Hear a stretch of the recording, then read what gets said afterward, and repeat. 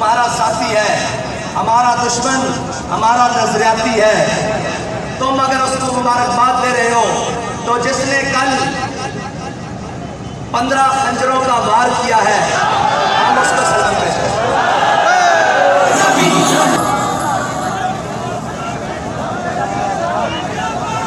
اور ناموس رسالت کے لیے ملک کے اندر سوشل میڈیا کی بدترین گستاخی ہو رہی ہے، اس کے اوپر اس کے لیے جو بھی کوئی کام کر رہا ہے اور جس طرح بھی کوئی کام کر رہا ہے ہم اس کے ساتھ کھڑے ہیں، اور ناموس رسالت کے پرچم کو بلند کرنے کے لیے ہمیں جس حد تک جس طرح جانا پڑا انشاءاللہ ہم جائیں گے۔ اقتدار کے مزے لینے والوں تم لو اقتدار کے مزے، یہ اقتدار اب مزیدار رہنا ہی نہیں ہے، یہ اقتدار اب دن بدن جس کے ہاتھ لگے گا اس کا منہ کالا کرے گا، جب تک اس ملک کو اب ان نظام اور ان صورتوں پر کھڑا نہیں کیا جاتا جس کا وعدہ لے کر اللہ تعالیٰ سے ہم نے دعائیں کی تھی کہ یا اللہ ہمیں کوئی وطن دے دے جس کے اندر ہم عملی صورت، عملی نظام اور عملی زندگی گزار سکے۔ جب تک وہ نظام نہیں آئے گا، جب تک ان تمام لعنتوں سے جس کو اسلام نے حرام قرار دیا گیا ہے اور اللہ نے ہم پر جن چیزوں کو حرام کیا ہے، جب تک ہم وہ چیزیں نہیں چھوڑیں گے اس ملک کے اندر کسی قسم کی کوئی بہتری نہیں آ سکتی۔ تم امریکہ کی تلوے چاٹنے کے بعد تم چائنا کے نیچے گھس جاؤ، تم رشیا کے نیچے گھس جاؤ، اس ملک کی بقا اب اسی بات کے ساتھ ہے کہ جب تک حضور کا دین تخت پر نہیں آئے گا یہ ملک ہرگز قبول نہیں پائے گا۔ سامنے جو بابا جی کے لیے ٹربیوٹ پیش کرنے کے لیے، ان کو سلام عقیدت پیش کرنے کے لیے جو شعر پڑھا ہے نا، وہ شعر عام بندے کا نہیں ہے، وہ شعر مولانا حسرت موہانی کا ہے کہ دلوں کو فکر دو عالم سے کر کے آزاد، دلوں کو فکر دو عالم سے کر دیا آزاد۔ سچی بات یہ ہے کہ اس نظریے کو سمجھنے کے لیے صرف مطالعہ پاکستان کی ضرورت نہیں ہے، اس نظریے کو سمجھنے کے لیے 1857 سے لے کے 1947 تک بچوں کو پڑھانے کی ضرورت ہے کہ ہم نے کتنی مشکلیں، کتنی قربانیاں دے کر یہ وطن حاصل کیا ہے۔ یہ وطن آسٹریلیا میں جا کر جزیرے خریدنے کے لیے حاصل نہیں کیا، یہ وطن کو دن رات آئین توڑنے کے لیے حاصل نہیں کیا، یہ وطن کو سرکاریوں اور شریفوں کی جناب تجربہ گاہ اور ان کے خاندانوں کو نوازنے کے لیے حاصل نہیں کیا، اور یہ وطن اس لیے نہیں حاصل کیا کہ ایک کھلاڑی کو جناب ہوا بھر کر وزیر اعظم بنا دیا جائے اور جب اس کے مفادات ختم ہو لوگ کہتے ہیں جی آپ کے اوپر بھی بڑا ظلم ہوا ہے، آپ نے کبھی ایسی کوئی بات نہیں کی، بابا جی نے بھی بڑے ظلم سہے۔ میں نے کہا ہے یاد رکھنا، کرایہ دار مکان کو نقصان دیتا ہے، مالک مکان کبھی اپنے مکان کو نقصان دیتا ہے۔ یہ سارے کرایہ دار ہیں اور یہ کرایہ داروں نے جب ان کو مفاد ملا اور جب ان کو ان کے ذاتی مفاد کو زد آئی تو انہوں نے ملک کے خلاف بھی بھونکنا شروع کر دیا، ملک کے اساسوں کے خلاف بھی بھونکنا شروع کر دیا، اندرونی اور بیرونی امداد لینی شروع کر دی، اور جناب اب کہتے ہیں کہ ہماری لابنگ کی جائے امریکہ میں لابنگ۔ میں نے کہا تمہیں امریکہ میں لابنگ کرنے کی ضرورت کیا ہے؟ امریکہ نے تو لابنگ کرنے کے لیے تمہیں ہم پر مسلط کیا ہے، اور اللہ تعالیٰ بڑا غالب حکمتوں والا ہے، اس نے ذرہ ذرہ کر کے تار تار کر کے تم نے جو لباس اور جو تم نے رنگ چڑھایا ہوا تھا ریاست مدینہ کے نام پر، اور جو تم نے ڈرامے بازی لگائی ہوئی تھی کہ جناب اس ملک کے اندر ہم وہ نظام دیکھنا چاہتے ہیں جو ریاست مدینہ کا ہے، اس تصور پر اللہ نے تار تار کر کے ایک ایک تار اتار کر تمہیں ایک چوک میں ننگا کر دیا ہے، اور تم باتیں کرتے تھے تحریک لبیک پاکستان کو، اور ایک ناہنجار کی بات کر رہے تھے کوئی کہ اس نے کہا ہے تحریک لبیک پاکستان کو چاہیے کہ وہ عمران خان کے جھنڈے کے نیچے آ جائے۔ میں نے کہا عمران خان کا جھنڈا اور ایجنڈا امریکی ہے، امریکی امپورٹڈ ہے، اور جناب وہ ایجنڈا ہے جو یہودی چاہتے ہیں۔ ایجنڈا جناب میں تجھے بتاتا ہوں، تحریک لبیک پاکستان کا ایجنڈا بھی اسلامی، اس کا جھنڈا بھی اسلامی، اور جو جھنڈے میں ڈنڈا ہے نا وہ بھی اسلامی ہے۔ پاکستان سے زخم چاٹنے والے امریکہ کو پاکستان کے ذریعے اور پاکستان کے ہوٹلوں کے ذریعے محفوظ رستہ دینے والا کہتا ہے کہ میں نے امریکہ کو کہا ہے کہ یہ بالکل نہیں ہو سکتا۔ شرم نہیں آتی؟ ڈوب کے نہیں مرتے؟ اور ابھی کچھ لوگ یہ کہتے تھے، بات یہ تھی کہ جس دن رہائی ہوئی انہوں نے کہا کہ ہم نے تحریک لبیک کے امیر کا سافٹ ویئر اپڈیٹ کر دیا ہے۔ تو میں نے کہا کہ یہ سافٹ ویئر اپڈیٹ نہیں ہو سکتا، یہ اس کی انسٹالیشن جو ہے نا وہ طیبہ مکرمہ سے ہوئی ہے، اور اس کو جو خوراک ملتی ہے وہ سید الشہداء کے در سے ملتی ہے، اور اس کی جو فکری ارتقاء ہے وہ حضرت داتا علی اجمیری سے لے کر علامہ خادم حسین رضوی تک ہے۔ اس کو کہیں کسی اپڈیشن کی ضرورت نہیں ہے۔ اب میں 8 دنوں بعد دیکھوں گا کہ جنابوں کا حال کیا ہوگا۔ آپ نے نرم بسترے اور نرم غذائیں کھائی ہے قبلہ، کبھی ٹھنڈی رات اس فیض آباد کے اس مقام پر نہیں گزری، اور کبھی آپ کو پتہ ہی کیا ہو کہ تحریکیں اور قربانیاں کہتے کس کو ہیں۔ ہمارے بڑوں نے تحریکیں چلائی اور ہمارے بڑوں نے بتایا کہ کہتے کس کے ہیں۔ جب علامہ عبدالستار خان نیازی کو مارشل آرٹ ایڈمنسٹریٹر کے سامنے پیش کیا نا تو اس نے بڑا آکڑ کے ان میں بڑی آکڑ ہوتی ہے، یہ وردی والے ہو ان میں بھی بڑی آکڑ ہوتی ہے، تو علامہ صاحب نے جو ان کو جواب دیا ہے نا وہ ان سب کے لیے بڑا پیغام ہے۔ وہ کہنے لگا، نیازی صاحب میں نے سنا ہے آپ کی زندگی تحریکیں چلاتے ہوئے گزری ہے۔ تو مولانا نیازی نے کمال جواب دیا، اللہ کروڑوں رحمتیں ان کی قبر پر نازل فرمائے۔ مولانا نیازی کہنے لگے، اوے اگر نیازی تحریکیں نہ چلاتا تو تو یہاں وردی پہن کے نہ بیٹھ کھڑا ہوتا، بلکہ انارکلی کے چوک میں گھنٹریاں بیچ رہا ہوتا۔ اگر علامہ خادم حسین رضوی اس قوم کی سمت اور جہت درست کر کے نہ جاتے نا تو جو آج بھونکتے ہیں نا کہ انہوں نے تشدد کا رستہ اپنایا ہے، انہوں نے یہ کیا ہے، میں ان سے کہتا ہوں تمہارے بچے اللہ اکبر کہہ نہ رہے ہوتے بلکہ اسلام آباد میں کسی مندر کے اندر بیٹھ کر کسی مورتی کی پجاری کر رہے ہوتے، کہ اپنے گلوں میں سلیبے لٹکا کر اور جناب دائیں بائیں پھر رہے ہوتے۔ علامہ خادم حسین رضوی کی دینی غیرت، دینی خدمت نے یہ بات کی ہے کہ اب تمہارے گھر میں بھی چھوٹے چھوٹے بچے لبیک یا رسول اللہ کے نعرے لگاتے ہیں۔ لبیک یا رسول اللہ، لبیک لبیک یا رسول اللہ، لبیک لبیک یا رسول اللہ، لبیک لبیک یا رسول اللہ، لبیک لبیک یا رسول اللہ، لبیک لبیک یا رسول اللہ۔ اور تاریخ جس نے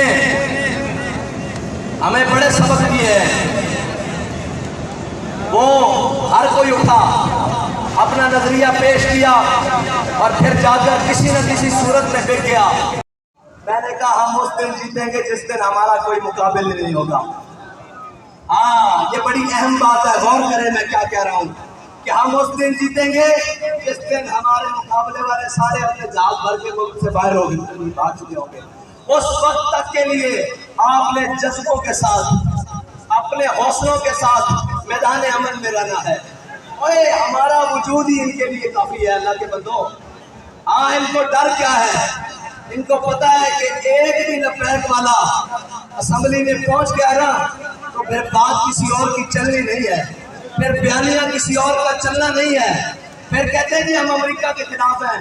میں نے کہا ہم امریکہ کے خلاف اس وقت بھی تھے جب وہ افغانستان میں گیا، ہم امریکہ کے خلاف اس وقت بھی تھے جب وہ عراق میں اترا، ہم امریکہ کے خلاف اس وقت بھی تھے جب وہ جناب برما میں اپنے ذریعے ظلم کروا رہا تھا، ہم امریکہ کے خلاف اس وقت بھی ہیں جب وہ پاکستان کے اندر کسی بھی صورت میں مداخلت کر رہا ہے۔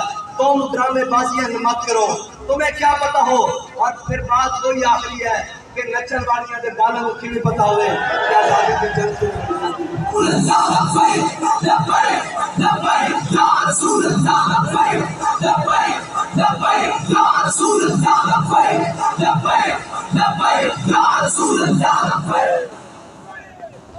اور آج پاکستان پاکستان کو 75 سال مکمل ہو گئے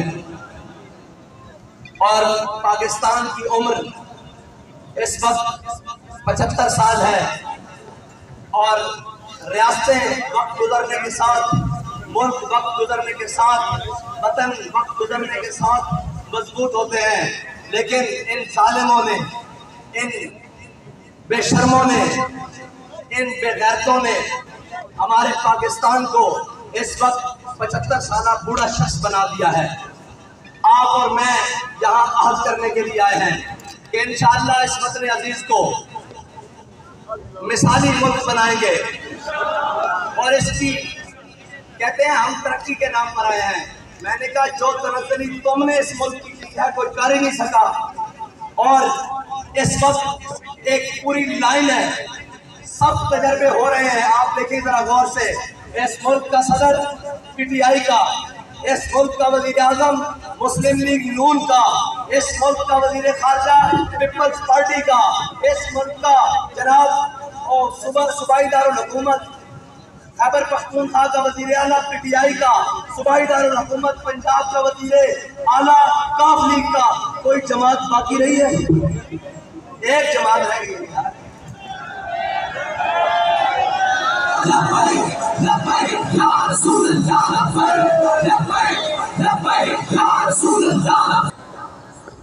ایک جماعت ہے۔ میں نے آپ کو کہا عملی طور پر یہ تقریباً 12 اکٹھے ہو چکے ہیں، صرف اعلان کرنا باقی ہے۔ اور پھر اس کے بعد اس وقت جو ہمارے کشمیر کے ساتھ کیا جا رہا ہے، اتنے ناہنجار اور اتنے بے عقل لوگ شاید ہی پاکستان کی تاریخ میں کبھی آئے۔ ہمیشہ غلط فیصلہ، ہمیشہ غلط سائڈ چنی ہے۔ اور بھائی کشمیریوں کو اگر ساتھ ملانا ہے تو ان سے رائے اور مشورہ لینے میں کیا حرج ہے، ان کی بات ماننے میں کیا حرج ہے؟ تم کیا سمجھتے ہو کہ جبر اور استبداد سے اور جناب یہ کرنے سے کیا وہ مان جائیں گے؟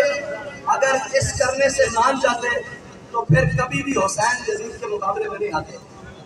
اس سے زیادہ جبر اور استبداد کب تھا؟ اس سے زیادہ جبر اور استبداد اور ظلم اور گھٹن کب ہوگی؟ یار کشمیریوں کا بھی پانی کو نہیں بند ہوئی، کشمیریوں کا بھی روٹی تو بند نہیں ہوئی نا، کشمیریوں کے بچوں کو بھی تو گولیاں نہیں ماری گئی نا۔ اس سے زیادہ جبر اور استبداد کب ہوا؟ لیکن حسین سامنے کھڑے ہو گئے۔ تمہیں عقل ہونی چاہیے، تم پاکستان کو مزید کتنے رکھنے ڈلوانا چاہتے ہو، اس کو مزید کتنا تقسیم کروانا چاہتے ہو؟ اگر وہ تم سے کچھ سوال کرتے ہیں تو نظام پہلے بھی چل رہا ہے۔ تم نے پاکستان کو جو سنبھال لیا ہے، جو تم کشمیر کے بارے میں یہ فیصلے کرنے جا رہے ہو۔ ہاں اگر پاکستان کی صورتحال بڑی بہتر ہوتی تو ہم کشمیریوں کے پاؤں بھی پڑ جاتے، ہم کشمیریوں کے گوڈوں کو بھی ہاتھ لگاتے، ان کے تلووں کے نیچے اپنی ہتھیلیاں رکھتے تھے کہ مہربانی آپ مان جائیں۔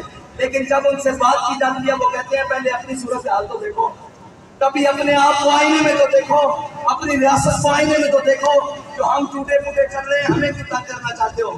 اس بارے میں تحریک لبیک پاکستان کا واضح موقف ہے کہ تحریک لبیک پاکستان اس وقت تک کشمیری قوانین ترامیم جتنی بھی جو کچھ ہے اس وقت تک اس کی حامی نہیں ہے جب تک کشمیری اس کا ساتھ متفق نہ ہو۔